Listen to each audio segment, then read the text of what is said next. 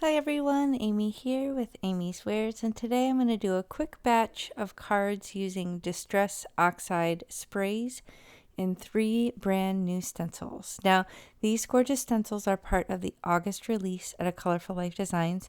So many amazing mid-century designs and more, so be sure to check that out. I have 6 colors here. I will try and remember to link them below. I know that one's cracked pistachio and not sure on the other one. I'll take a look. I'll link them below, but here's the cards.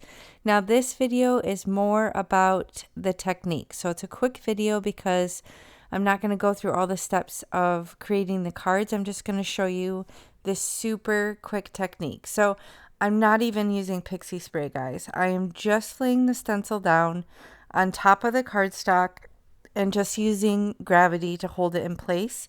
And then I'm spraying straight down on top of it into my splat box.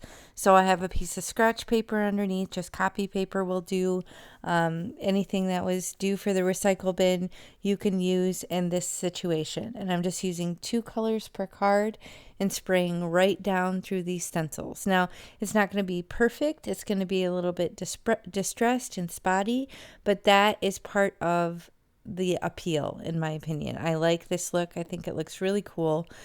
Just going to show you another one and another optional technique. I believe this is probably mustard seed if I had to guess, and probably either picked raspberry or worn lipstick are the 2 I used there. Now the panel, I left that down in the box and I'm showing you here. I'm spraying this to get a mono print. You could do water, but in this case I used a shimmer spray just to add a little bit of extra interest.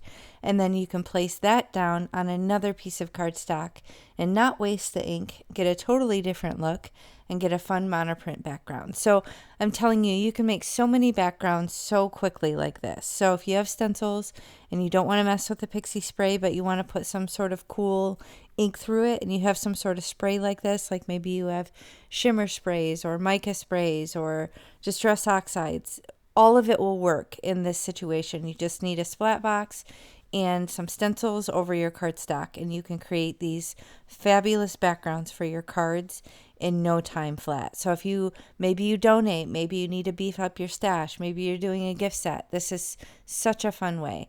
Now, as you can see in this case, I'm using 2 half sheets of cardstock just because this stencil is a 6x9. It's a little bit bigger, and I didn't want to lose any of the fun design. So I just did almost a full covering of that stencil with the half sheets, and look at all these panels that I got. So I can get 4 out of that 1 full sheet with the teal color, and I have all these other cards that I can make from this. So I use this cool deckled edge die just to kind of cut the panels down.